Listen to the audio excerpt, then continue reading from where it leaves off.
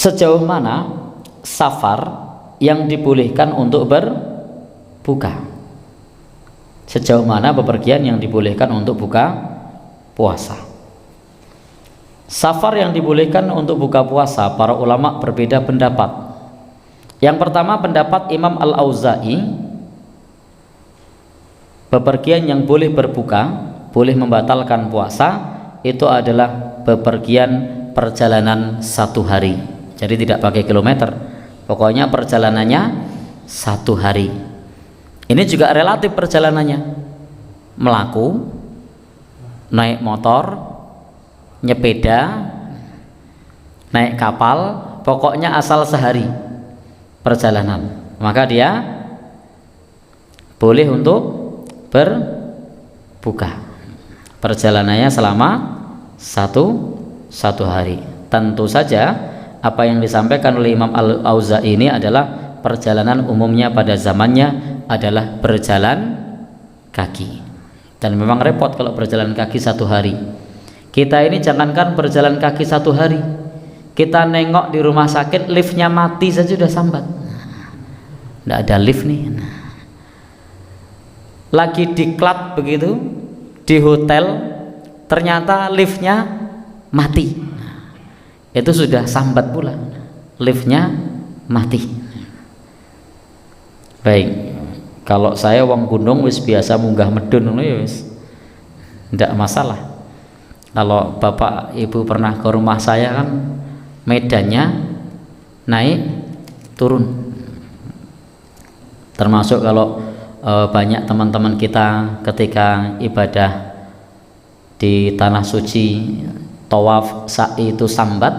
Kalau saya sudah biasa, bukan biasa tawaf sa'i, sudah biasa kesel munggah medun gunung, sehingga ketika tawaf sa'i yo enteng wong ora munggah, nonggonku biasa munggah medun, tidak begitu merasakan apa namanya lelah letih. Apalagi zaman saya sekolah, saya biasa berangkat sekolah itu jalan kaki, jadi sekecilik biasa melaku, nangguni simbah jalan kaki.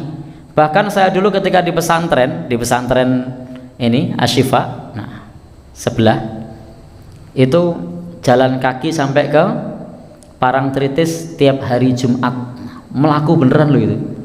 Jadi jalan kaki, tidak pakai apa, tidak pakai sepeda, tidak pakai motor. Berangkat sebelum subuh jam 3 atau jam 2 itu berangkat santri bareng-bareng itu, nyampe di pantai sholat subuh. Jadi ternyata ya cepet, tidak lama. Baik Bapak Ibu yang berbahagia yang dirahmati Allah, kalau saya cerita begini mungkin dora percaya mosok, tapi betul jalan kaki. Ada yang pernah? Ya. Pripun? Loh, kok surah barang? Baik. Pripun? Coba lagi. Boleh. Iya. Anggrono kancane wae. Ya, saya arep ngancani sapa? Boleh, nek ana kancane. Baik Bapak Ibu, sehingga perjalanan di sini yang dimaksud oleh Imam Al-Auza'i jelas jalan kaki sehari semalam. Berbeda dengan kita, perjalanan sehari berbeda dengan kita. Jangankan hitungan hari, hitungan jam pun kita sudah sambat. Kecuali bagi orang-orang desa atau pelosok seperti saya, orang kampung, itu kalau yang namanya jalan kaki wis ra ngaruh, sudah biasa jalan kaki. Alhamdulillah. Dan insya Allah kalau biasa jalan kaki itu sehat. Wa qala Syafi'i wa Ahmad. Imam Asy-Syafi'i dan Imam Ahmad menjelaskan, perjalanan 2 hari 2 malam atau kadarnya 16 farsah. Jadi perjalanan 2 hari 2 malam atau 16 farsah. Sehingga kalau perjalanannya perjalanan 2 hari 2 malam atau perjalanan 16 farsah, maka di situ sudah bisa berbuka puasa. Atau kalau misalnya perjalanan sudah boleh mengqashar sholat. Berapa jaraknya? 2 hari 2 malam, atau kalau dilihat jaraknya itu 16 farsah. Berapa kilo ini 16 farsah? 80 ya, kali 5 berapa? 80. Maka perjalanan 80 kilo, boleh berbuka puasa dan boleh pula sholatnya diqashar. Wa qala Abu Hanifah was-Tsauri, Imam Abu Hanifah dan As-Tsauri, Imam As-Tsauri itu menyebutkan perjalanan 3 hari 3 malam. Jadi menurut pandangan Imam Abu Hanifah dan Imam As-Tsauri itu perjalanan 3 hari 3 malam atau 24 farsah. 24 farsah itu berapa? 120 ya, 120 kilo. Jadi ulama berbeda-beda dalam menentukan berapa jauh perjalanan yang boleh bagi kita untuk berbuka saat bulan Ramadan. Tapi pada prinsipnya di sini adalah perjalanan yang jauh yang memberatkan bagi kita ketika kita berpuasa.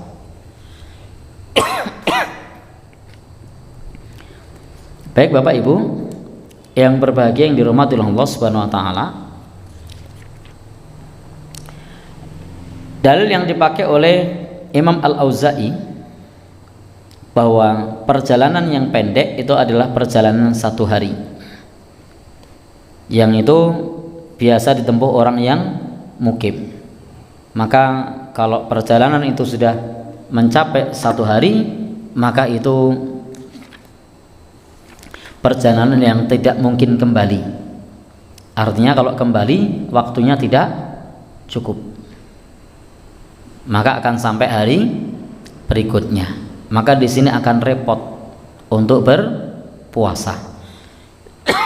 Apalagi zaman itu belum ada yang jualan buka puasa.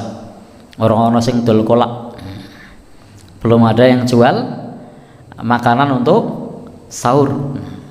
Sehingga kalau sudah melakukan perjalanan 1 hari, mulai berpikir nih, besok poso apa ora?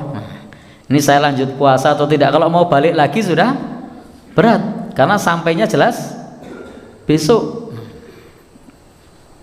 Maka disinilah dalil yang dipakai oleh Imam Al-Auza'i, maka boleh berbuka kalau perjalanannya 1 hari.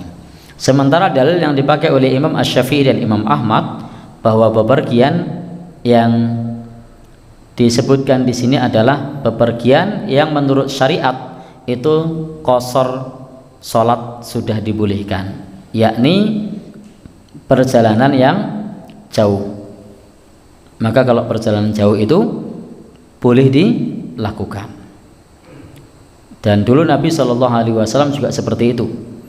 Pada saat itu Nabi bersabda, ya ahla Makkah, wahai penduduk Makkah, janganlah kamu mengqashar sholat sementara kami mengqashar sholat. Kenapa?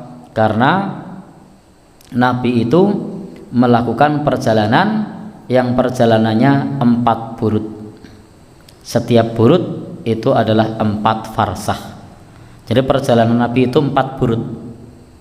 1 burud itu 4 farsah. Maka kalau 4 kali 4 berapa? 16 farsah.